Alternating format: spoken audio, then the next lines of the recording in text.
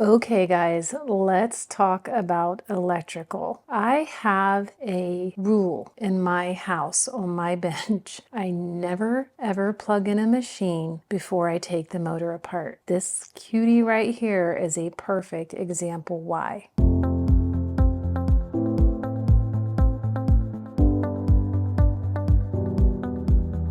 So this was sent to me for a restoration, and my customer told me that the motor was making a crackling sound whenever she plugged it in and pressed down the foot control. So I broke one of my own rules and I plugged her in.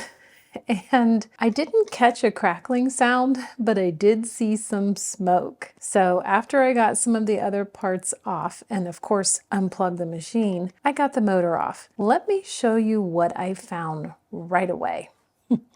Are you ready?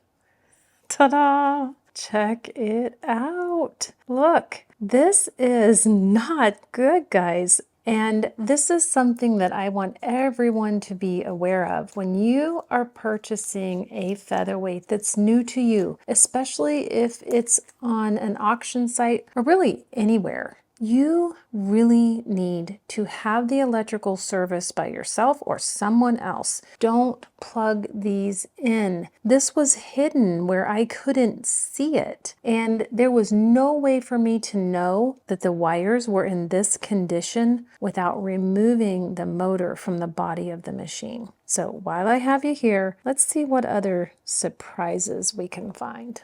So we know someone was definitely in this motor at some point because that electrical tape and soldering job is not from the factory. So let's see if this pulley will come off. Pulley and screw. Now we can tackle these screws here on top. These are actually really loose. So I'm betting that somebody was in here before. So I'm just taking the top screws out. I'm supposed to be cooking dinner right now, but after I got into this and saw those wires, I really can't wait to see what's going on. Now, since this is this bad, we're going to go ahead and cut these now. That's not staying around. So, should be able to twist it apart.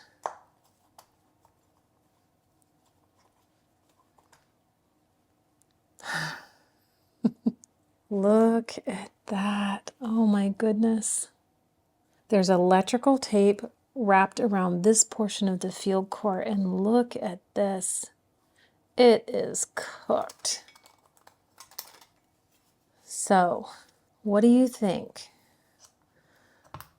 How do you feel about plugging in a motor before you've had the electrical checked out now? I believe this armature is going to be okay. The field core, however, different story. Here we have one brush, and then this brush cap is totally gone, but more concerning, let's see, here we go. The spring was caught in the brush cap, which wasn't allowing it to feed against the commutator properly anyway, so that can be replaced.